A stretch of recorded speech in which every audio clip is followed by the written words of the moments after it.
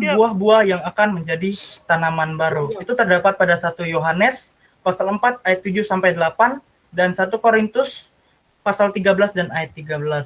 Lalu komunitas rohani yang sehat adalah kunci pertumbuhan rohani.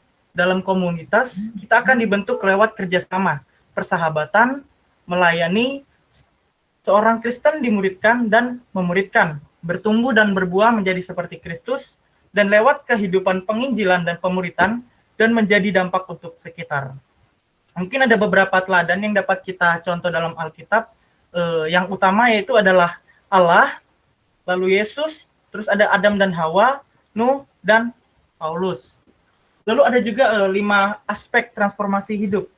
Yang pertama itu ada dari grace, yang artinya kasih karunia, grow, bertumbuh, ketiga grup, kelompok, keempat gift, yaitu karunia atau talenta, dan yang terakhir good stewardship, yaitu hamba yang bertanggung jawab. Lalu pada materi yang kedua, yaitu pemuritan dan sejarah PKK. Mungkin teman-teman di sini bertanya, apa itu pemuritan? Nah, berdasarkan 2 Timotius pasal 2 ayat 2 dan 9, apa yang telah engkau dengar daripadaku di depan banyak saksi, percayakanlah itu kepada orang-orang yang dapat dipercaya, yang juga cakap mengajar orang lain. Itu artinya dari diri sendiri, Timotius, orang-orang yang dapat dipercaya. Untuk pemuritan itu ada beberapa tahap yang harus kita lalui. Yang pertama yaitu pertobatan. Sebelum kita mulai memuridkan, kita itu harus bertobat dulu, mengakui bahwa Yesus itu adalah salah satunya juru selamat kita. Setelah bertobat, yaitu kita harus mendewasakan rohani kita. Percuma saja jika kita bertobat, tetapi rohani kita itu hanya sampai di situ-situ saja. Kita harus mengembangkan kerohanian kita lagi itu lebih dan lebih. Dan yang terakhir yaitu pembuat murid, yaitu melakukan penginjilan. Mengapa kita harus melakukan pemuritan? Ada 3 aspek, yaitu Tuhan Yesus yang adalah Allah membentuk tim penginjilan dan melakukan pemuritan. Hal itu terdapat pada Markus pasal 1 ayat 38 sampai ayatnya yang ke-39. Yang kedua, Tuhan Yesus memerintahkan murid-muridnya untuk melakukan pemuritan. Terdapat pada Matius pasal 28 ayat 19 sampai 20. Lalu pada poin ketiga, Injil sendiri adalah kekuatan Allah untuk menyelamatkan setiap orang pilihan. Terdapat pada Roma pasal 1 ayat 16 dan Efesus 1 ayat 13. Lalu ada amanat agung yang tercantum pada Matius 28 ayat 9 sampai ke 20. Itu mencakup yaitu penginjilan, pembinaan, pemberlengkapan, dan pengutusan. Apa sih sasaran utama dalam melakukan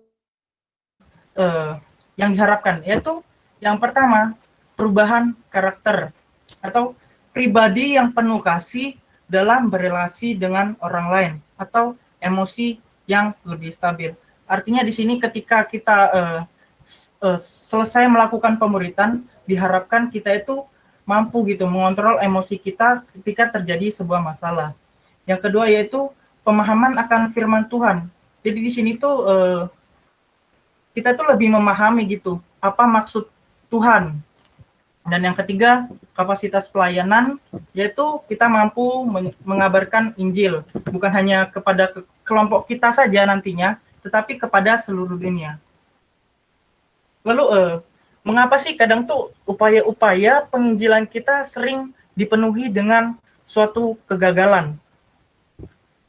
Beberapa alasan mungkin dapat dikemukakan, dan saya tentu tidak boleh menyederhanakannya.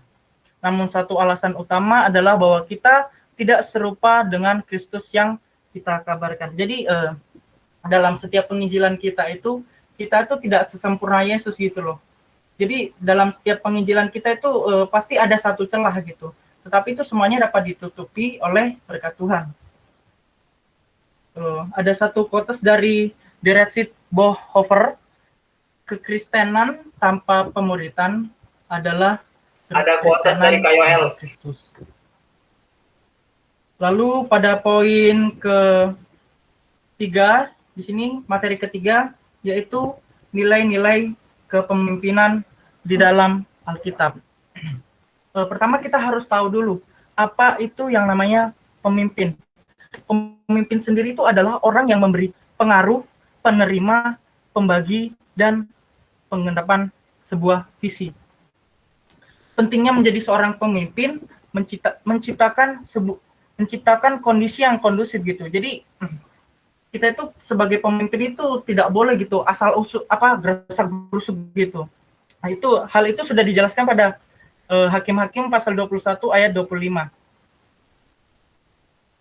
Kita dapat melihat contoh pada penggenapan misi Nehemia. Yang pertama yaitu memohon peneguhan visi dari Tuhan. Terdapat pada Nehemia pasal 1 ayat 3 sampai 4. Lalu pada Nehemia pasal 2 ayat 5. Lalu Nehemia melakukan sebuah observasi, yaitu mematangkan visinya. Dan yang ketiga, mengerjakan visi atas dasar kasih karunia Tuhan. Nilai kepemimpinan Alkitab itu kan kita lihat dari Nehemia, memimpin dengan membagikan visi, memakai anak buah yang sevisi, fokus menyelesaikan visi, memimpin dengan teladan, dan memperhatikan kebutuhan anak buah. Kualitas pemimpin kelompok kecil itu dilihat dari kasih, kesetiaan, kekudusan, dan kehambaannya. Lalu poin materi selanjutnya, tugas dan tanggung jawab seorang PKK. Seorang PKK itu harus menjadi rendah hati, menjadi teladan, dan menjadi hamba untuk melayani. Terus hal-hal apa saja yang harus dilakukan oleh seorang PKK? Yang pertama yaitu menjadi pendengar yang baik, menjadi teman supaya lebih akrab, memberi pujian yang tidak berlebihan dan pada tempatnya, lalu mengakui kesalahan. Jika kita ada sebuah kesalahan itu kita mengakuinya gitu, tidak menutupinya. Lalu selalu mengingatkan antar anggota. Cara agar AKK itu dapat bertumbuh, yaitu yang pertama itu mempelajari firman Tuhan. Itu terdapat pada 1 Petrus pasal 2 ayat 2 sampai 3. Belajar percaya dan taat dengan cara bergantung dengan Allah. Materi selanjutnya itu pengembangan AKK, menerapkan keterampilan mendengarkan, baik secara verbal maupun non-verbal. Jika secara verbal itu memperhatikan secara langsung, yaitu secara lisan. Jikalau non-verbal itu memperhatikan dengan pengungkapannya, seperti ekspresi wajah, nada suara, postur tubuh, dan gerak tubuh. Lalu untuk jika dalam AKK itu ada sebuah masalah, kita tuh harus mengikuti pedoman, yaitu setiap solusi harus meningkatkan kesehatan dan pertumbuhan antar individu ataupun kelompok. Lalu di sini ada tipe-tipe AKK yang mungkin akan meresahkan PKK selama menjalankan kegiatan pemerintahan. Ada si tukang bicara, si penjawab, si punya agenda tertentu, dan si punya banyak alasan. Nah, untuk solusi-solusinya sendiri, yaitu dari si tukang bicara. Pertama, minta dia untuk memancing partisipasi dari anggota lain. Sediakan waktu dengan si tukang bicara, dan cari tahu hal-hal yang mendorong untuk mendominasi di pertemuan. Dengan tegas namun peka, katakan bahwa ia telah berkontribusi positif, namun perlu memberi kesempatan. Yang kedua ada si penjawab. Kembalikan kepadanya gagasan atau pertanyaan, lalu hindari berdebat mengenai siapa yang benar dan siapa yang salah. Lalu teguhkan apa yang benar dari si penjawab, tapi kita juga harus mencari sudut pandang lain gitu. Kemudian ada si punya agenda tertentu, ingatkan kembali tujuan mengapa kita berkomunitas AKK dan perubahan rohani yang diharapkan dari setiap AKK. Tegaskan dan jelaskan kembali nilai-nilai untuk dihidupi bersama, serta apa yang boleh dan yang tidak boleh dilakukan selama AKK. Dan yang terakhir, si punya banyak alasan, Terus berusaha dan mengusahakan yang terbaik. Terus doakan mereka dan sediakan waktu dan cari tahu hal-hal yang mendorong mereka melakukannya. Oke, mungkin itu saja untuk materi resumnya. Sekian dari saya. Terima kasih. Mungkin saya akan lanjutkan ke ini, Kak ya. Materi selanjutnya renungan. Oke, di sini saya tidak menggunakan media PPT. Saya di sini langsung menggunakan Alkitab saja ya, Kak ya. Pada malam hari ini kita akan dengarkan sedikit firman Tuhan. Mengingat juga waktunya udah larut malam ya. Mungkin ada beberapa yang saya ringkas sedikit biar tidak terlalu malam. Oke. Tema kita pada malam hari ini yaitu pengharapan kepada Kristus Yesus. Materi bacaannya terambil dari Markus pasal 4 ayat ke-35 sampai 41. Mungkin saya akan mungkin teman-teman bisa dicari terlebih dahulu ya. Sambil saya tunggu sebentar. Baca. Oke, kalau sudah dapat, tolong katakan yes. Tadi atau sudah. janjiannya lagi itu tadi. Yes, aku dapat, aku dapat. Nggak apa-apa. Berapa tadi, Dok? Markus? Markus Nggak pasal apa-apa. 4 ayat 35 sampai Enggak, 41. dia mau baca ini. Dia mau baca. Oke. Oke, kalau misalkan Mungkin di sini saya yang akan membacakannya. Dia yang baca. Firman Tuhan berbunyi demikian, angin ribut diredakan. Pada hari itu, waktu hari sudah petang, Yesus berkata kepada mereka, "Marilah kita bertolak ke seberang." Mereka meninggalkan orang banyak itu lalu bertolak dan membawa Yesus beserta mereka dalam perahu di mana Yesus telah duduk, dan perahu-perahu lain juga menyertai dia. Lalu mengamuklah taufan yang sangat dahsyat dan ombak menyembur masuk ke dalam perahu, sehingga perahu itu mulai penuh dengan air. Pada waktu itu, Yesus sedang tidur di buritan di sebuah tilam. Maka murid-muridnya membangunkan dia dan berkata kepadanya, "Guru, engkau tidak peduli kalau kami binasa." Ia pun bangun menghardik angin itu dan berkata kepada danau, dia selesai khotbah, "Diam, tenanglah." Lalu angin itu reda dan danau itu menjadi teduh sekali. Lalu ia berkata kepada mereka, "Mengapa kamu begitu takut? Mengapa kamu tidak percaya?" Mereka menjadi sangat takut dan berkata seorang kepada yang lain, "Siapa gerangan orang ini sehingga angin dan danau pun taat kepadanya?" Oke, demikian firman yang telah kita dengar. Ketika Yesus berkata kepada murid-muridnya pada ayatnya yang ke-35, "Marilah kita bertolak ke seberang." Saat mereka berlayar, mereka mungkin tidak siap untuk apa yang akan datang. Meskipun Laut Galilea dikenal karena meledakkan badai yang tiba-tiba dan merenggut nyawa. Dan memang kencang bertiup dan ombak memecah perahu sehingga hampir tenggelam. Artinya akan tenggelam. Mungkin di sini saya mau tanya gitu ya. Siapa aja deh boleh jawab. Ketika kita berada di kapal, terus tiba-tiba itu kita terkena badai besar gitu. Mungkin perasaan teman-teman tuh bagaimana? Mungkin Panik. salah satu dari teman-teman boleh. Panik nggak? masa enggak? Jawab Dan. Oke, mungkin aku aja. Kalau misalnya aku berada di dalam atau ya berada di kapal, Habis kakaknya. kejadian sama seperti ini, mungkin kalau Panik aku ya? sendiri sih aku Panik ya? pastinya tetap takut. Pasti takut, Panik aja dah. Terus Panik lah. Ya, pasrah aja gitu. Soalnya panik lah gitu. Masa enggak gitu? susah juga Panik kalau lah, dengan masa ombak yang enggak? begitu kita Bilang aja. lompat ke air dan berenang. Jadi Bilang aja habis udah pasrah aja kakaknya. mau Bilang meninggal habis gitu sih kakaknya. kalau aku. Langsung Dan. Oke, terima kasih kepada Kak Kevin. Jawab, Kak, Mungkin Dan. satu orang lagi deh. Cepetan. Boleh. Siapapun itu.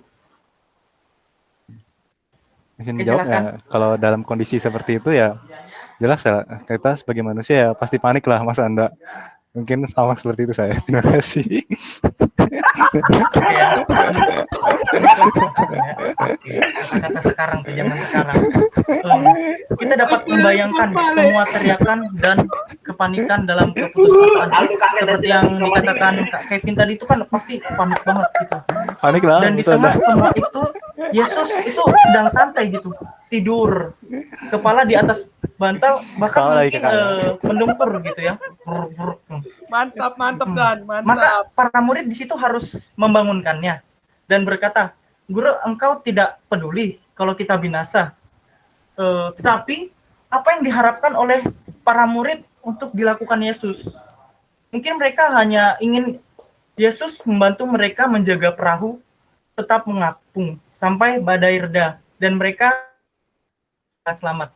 Seperti ya tadi tuh tadi Kak Kevin sempat kepikiran kan mau loncat dari kapal gitu kan. Panik ya. Tetapi Panik. apakah mereka mengharapkan dia untuk menghentikan badai begitu saja? Tentu saja tidak ya. Jika tidak, mereka tidak akan dipenuhi oleh kekaguman dan mereka bertanya-tanya, siapakah gerangan orang ini sehingga angin dan danau pun taat kepadanya? Sekarang kita Harusnya jauh Aldo lebih balas pintar ini. daripada murid. Karena Balas kita ini, pastinya tadi kan akan dia meminta nanya ke Aldo, kepada seharusnya Yesus dia balas, Jo. agar tidak ada badai yang menerpa kita. Dan kemudian jika badai menerpa kita, kita akan meminta perahu mungkin yang lebih besar gitu ya, supaya apa? Kapalnya itu tidak mudah tenggelam kepada Yesus untuk menjaga kita tetap aman dan terlindung dalam badai. Tentunya inilah yang kita harapkan untuk percaya kepada Yesus. Kita berharap hidup menjadi santai dan berlayar di atas perairan yang tenang dan tenang. Dan inilah kabar baiknya, jika kita meminta Tuhan kita untuk membiarkan hidup kita lancar, bahwa tidak akan ada badai dalam hidup, dan bahwa perahu kita tidak akan tenggelam, maka inilah kabar baiknya. Kabar baiknya adalah Tuhan berkata tidak, dan kita akan bertanya-tanya, mengapa? Kita akan selalu bertanya, mengapa? Karena kita tidak dapat menerima jawaban tidak. Kita tidak jauh berbeda dengan karakter Kenapa? karakter dari salah satu tokoh Ayub gitu. Aduh, aku lagi Ayub menghadapi badai demi badai, dan dia juga bertanya mengapa. Oh ya, mungkin kita ingin jawaban, terutama saat badai mulai bertiup dan kapal mulai tenggelam. Mari kita ingat bahwa ketika Tuhan berkata tidak, itu bukan suatu penolakan. Sebaliknya itu adalah ke arah untuk melihat bahwa rencana Tuhan itu adalah untuk memberi kita damai sejahtera dan bukan untuk menyakiti kita. Rencana untuk memberi kita harapan dan masa depan. Kepada salah satu dari kita untuk membacakan Yeremia pasal 29 Baca, Dan, ayat baca. 11. Yeremia pasal Pura-pura nyari. 29 Tunggu. ayat 11. Cepat, Dan, cepat.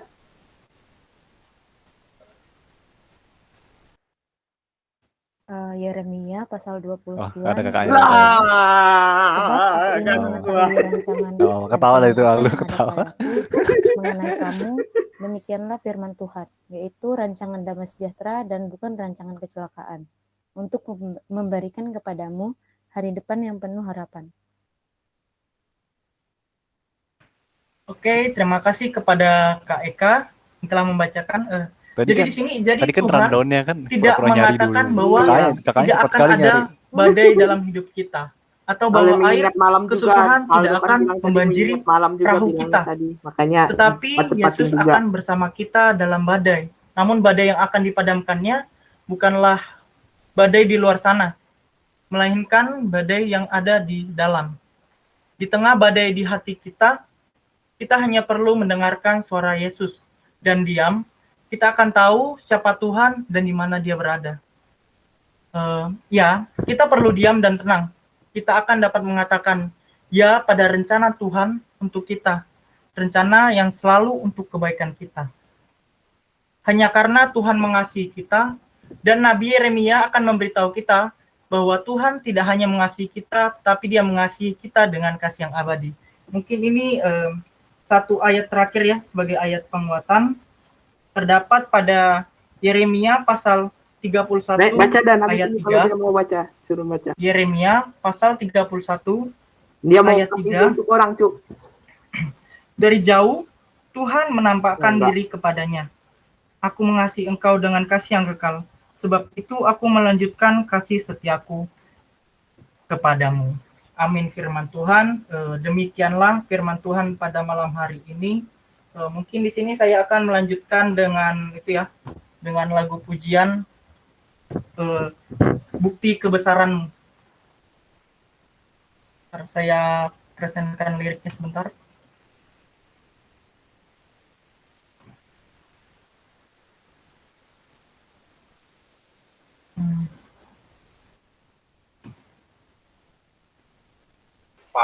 Pamer. Wah, kamu. Oke, sudah terlihat atau belum? Enggak bercanda, bercanda pamer. Jangan gitu. Sudah. Bukan Oke, pamer. sudah ya. Pamer. Mari kita angkat satu pujian Bukti Kebesaranmu.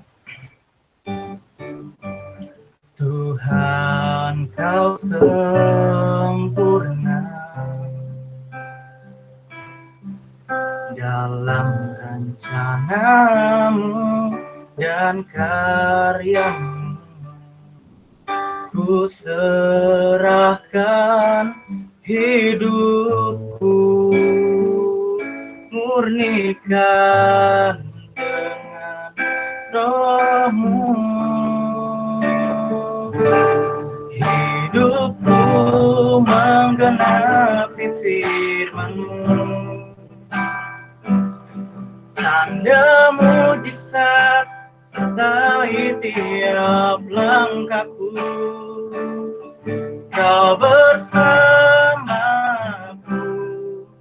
di dalamku, jadi bukti kebesaran-Mu.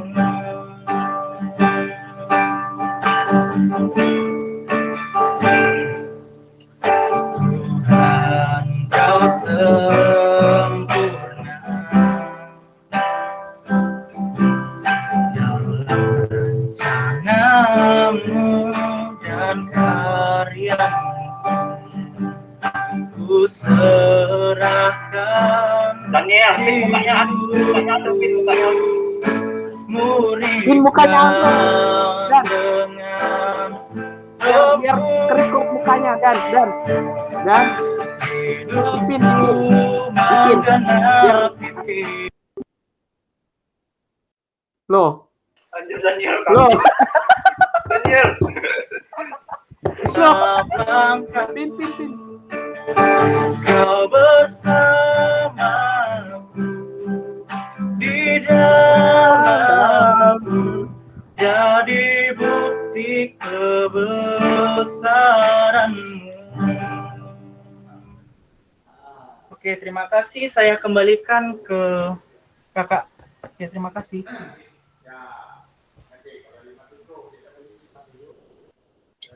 Oke, terima kasih Aldo. Silakan, Eka. Oke. Kalau dari aku kurang lebih udah bagus banget ya Aldo nyampeinnya mulai dari materi PKK dari 1 sampai 5 itu gimana Aldo kasih tahu juga mengenai firman Tuhannya dan lain segala macamnya itu udah bagus banget.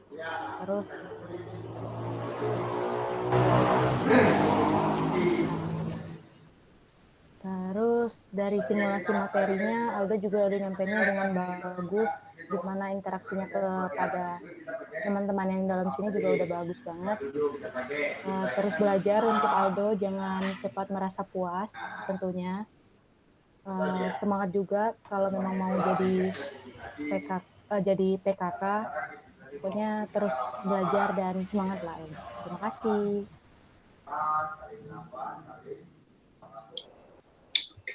Oke, kalau aku sebenarnya udah terjawab sama Eka ya, karena tadi aku soalnya tadi sudah diajak kita berbicara dan lain sebagainya.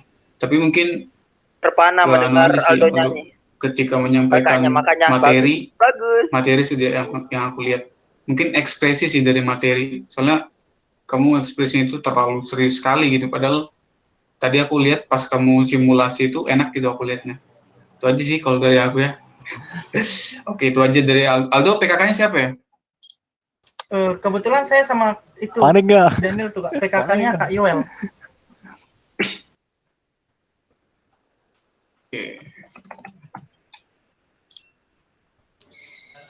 Oke Aldo, makasih untuk firmannya saat ini sama simulasinya saat ini. Tuhan Yesus memberkati. Oke lanjut guys, ada yang mau lanjut langsung.